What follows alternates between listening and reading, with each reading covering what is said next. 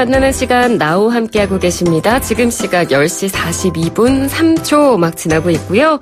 이번에는 다문화 가정에 대한 이해를 돕고 함께 더불어 잘 살기 위해서 저희가 마련한 코너죠. 지금은 글로벌 시대.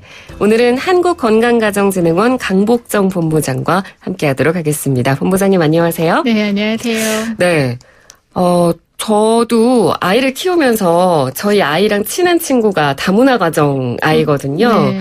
그래서 지난번에 한번 학부모 모임에서 만난 적이 있었는데 물론 대화는 잘 통하지만 네.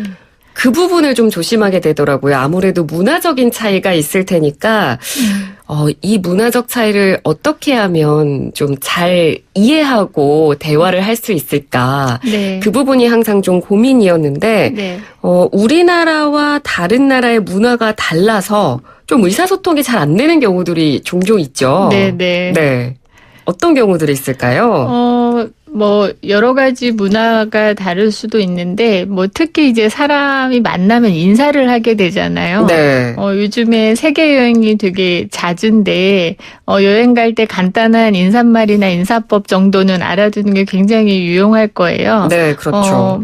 한국에서 이제 만나는 외국인들도 그렇고, 그래서 고개를 숙이는 인사도 있고, 악수나 볼에 뽀뽀하거나, 또 껴안는 그런 스킨십 하는 인사 형태도 있지만 반대도 있어요. 그래서 스킨십이 예의가 아니거나 남자가 여자에게 함부로 인사해서는 안 되거나 또 아이들에 대해서 인사하는 방법도 우리 문화와 다른 경우가 많이 있는 것 같아요. 네. 또 사람을 만나면 인사도 하지만 음식을 먹게 되잖아요. 그래서 그렇죠. 저 같은 경우는 이제 베트남 출신 결혼 이민자분들과 일하는 경우도 있었는데 네.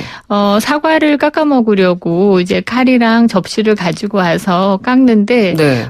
사과 껍질을 칼 끝을 바깥쪽으로 해서 깎는 거예요. 네. 근데 저는 어렸을 때부터 과일을 깎을 때는 이제 칼날을 안쪽으로 해서 돌려가면서 깎는 거라고 배웠거든요. 보통 그렇게 깎죠. 네. 그런데 그렇지 않더라고요. 반대로 깎아서 왜 그러냐고 그랬더니 본인이 이제 칼을 다치지 않게 하려고 그 나라에선 다 그렇게 하더라고요. 그래서 베트남뿐만 아니라 캄보디아나 이렇게 여기서 오신 분들도 그런 경우들이 대부분이더라고요. 정말 사소한 부분이지만 네, 문화적 차이를 느낄 수 있는 부분입니다. 그래서 오늘부터 저희가 이 시간에 3주 동안은 총 9개 나라와 대한민국의 생활 습관 그런 것들을 비롯해서 문화 차이에 대해서 좀 알아보는 재미있는 시간을 준비해봤습니다. 그래야 이웃에서 다문화 이웃을 만날 수도 있는 거고 다문화 가족들을 만났을 때 서로 문화에 대해서 잘 몰라서 그런 실수를 하는 일이 좀 줄어들 것 같아요. 네. 혹시 순대 드실 때 뭐 찍어 드세요?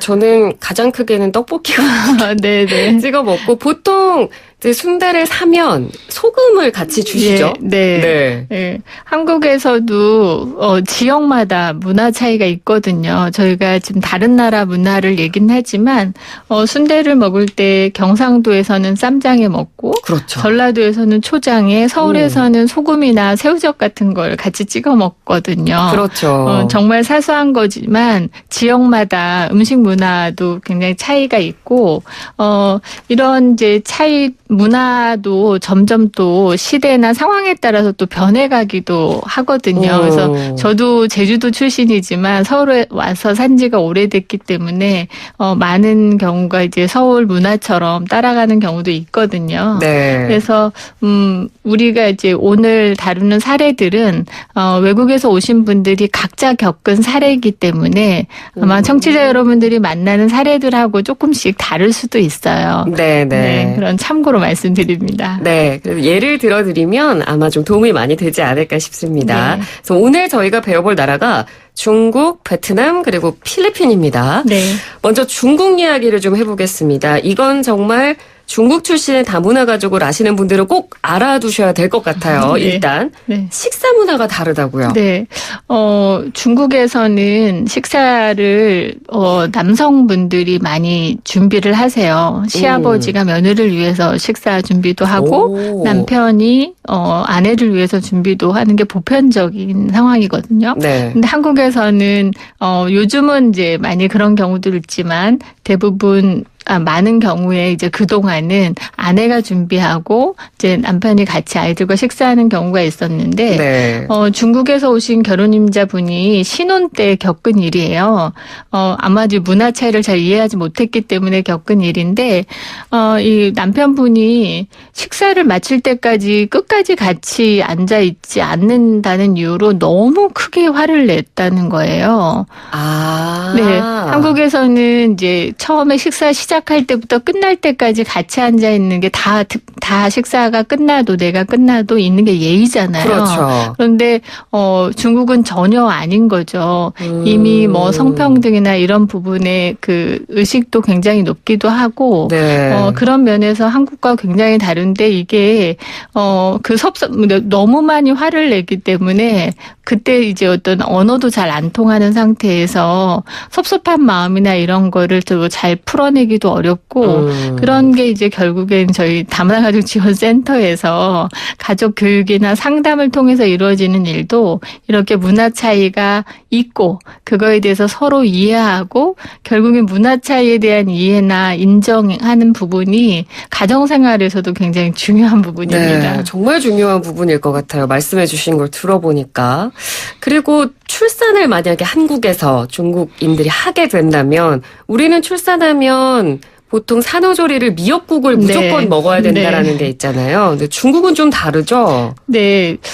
중국은 미역국을 잘 먹지 않고요. 네. 족발이나 닭고기 요리를 많이 해 먹는다고 해요. 네. 그리고 또 아이가 태어나면 이제 잡기를 물리친다고 해서 복숭아 나무를 이용해서 아주 작은 나무칼을 만들어서 아이의 목에 걸어주기도 하고요. 네. 또 복을 상징하는 빨간색으로 아이의 베넷 옷이나 기저귀 커버를 만드는데 한국은 빨간색으로 하지는 않잖아요. 베넷 쪼고리는 흰색이라고 생각을 많이 하는데. 네. 그리고 출생 후 한 달 되는 날에 그 아이의 머리카락을 잘라서 베개 속에 넣어두면 귀신을 쫓아낸다는 풍습이 있기도 합니다. 그래서 근데 방법은 다르지만 한국에서도 비슷한 것들이 있는데 저도 제주도가 고향인데 제가 아이를 낳을 때 친정 어머니가 마늘을 아이 그 베개 밑에 놓아두시더라고요. 오, 그런가요? 네.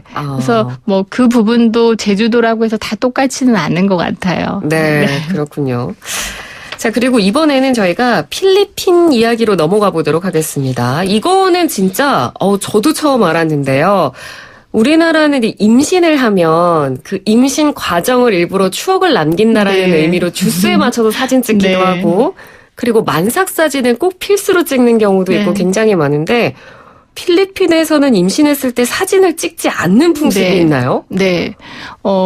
초창기에 이제 한 10년 전에 이 다문화 가족 지원센터나 이런 곳에서 결혼민자분들이 모여서 뭐 교육도 하고 다양한 프로그램도 하는데 보통 기념사진을 모여서 찍잖아요. 네, 그렇죠. 필리핀 분들이 임신하신 분들은 사진을 안 찍고 옆에 계시더라고요. 그래서 이유를 여쭤봤더니 이 임신한 분들은 이제 아이의 사진 찍을 때 아이의 혼이 나간다고 해서 사진을 안 찍는다고 하더라고요.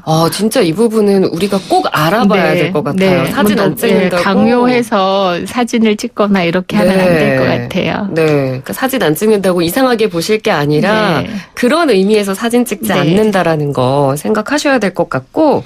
그리고 필리핀 분들과 만날 때는 약속 시간보다 조금 늦는 게 예인가요?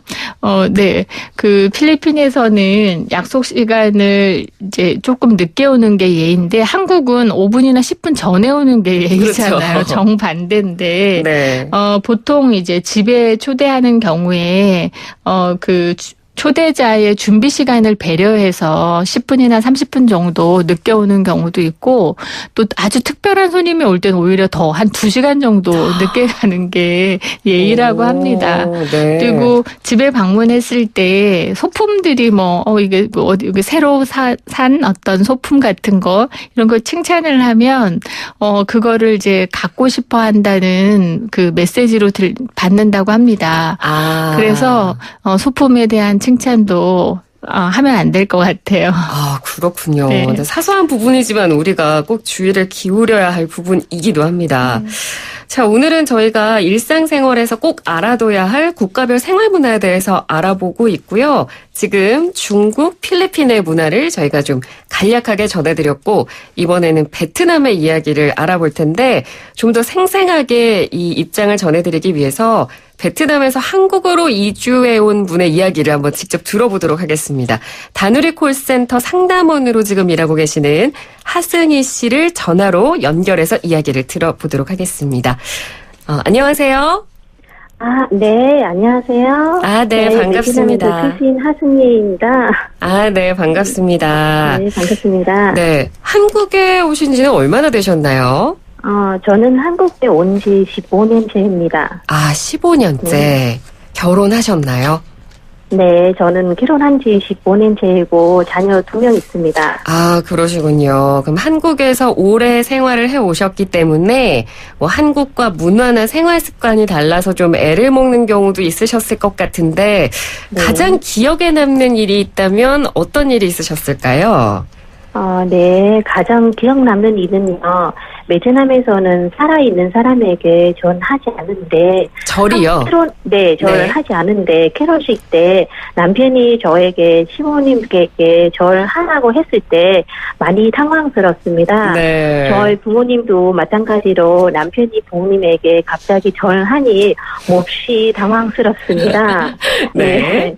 그리고 베트남에서는요, 부모님 앞에서라도 며느리가 한 말 있으시거나 의견가 있으시면 말할 수 있는데요. 한국에서는 무조건 네라고만 답하고 대답하고 자신의 의견을만 하면요. 그게 버릇 없고 만 대꾸한다고 생각하기에 입국 초기에 문화잘로 많이 힘들었습니다. 네네. 네, 뭐 인사 문화도 베트남에서는 그냥 얼굴 보고 인사하고 같이 사는 가족에게 여러 번 인사하지 않은데요. 네. 한국에서는 머리를 숙이고 인사해야 하고 같이 사는 가족에게도 여러 번 인사해야 해서 그것 때문에 많이 불편하였습니다.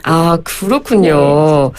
그리고 이제 아이를 지금 기르고 계시다고 하니까요. 네. 아이를 출산한 다음에 한국 문화 때문에 힘든 적도 있으시다고 들었거든요. 네네. 어떤 부분이었나요?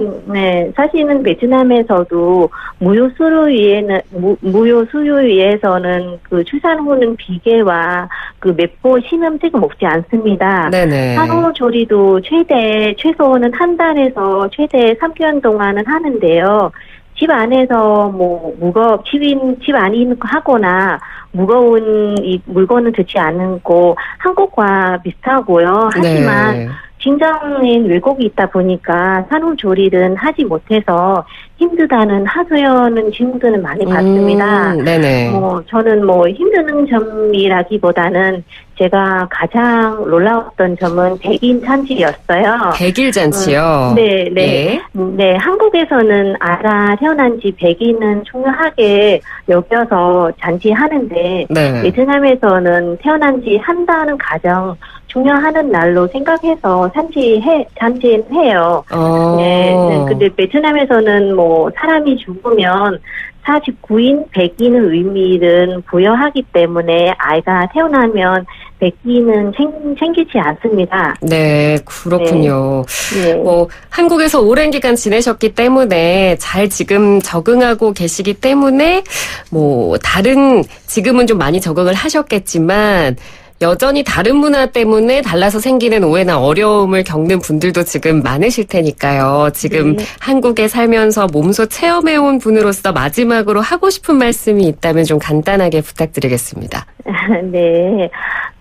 다양한 국적과 문화적 배경을 가진 사람들은 함께 살아가면 무엇보다도 서로의 다름은 인정하고 네. 다름은 존중하는 상호 교류와 이해가 중요하다고 생각합니다. 네. 그래서 국제 결혼을 통해 한국 이주할 계획이 있으신 분은 한국에 오기 전에 한국 문화에 대해서 충분히 알아보면 좋겠다고 생각합니다. 네, 알겠습니다. 오늘 말씀 잘 들었습니다. 고맙습니다. 네, 감사합니다. 네, 지금까지 다누리 콜센터의 베트남 출신 상담원 하승희 씨와 이야기 나눴고요. 저희 시간 관계상 본부장님과도 여기서 인사를 나눠야 될 것 같습니다. 오늘 말씀 잘 들었습니다. 고맙습니다. 네, 감사합니다.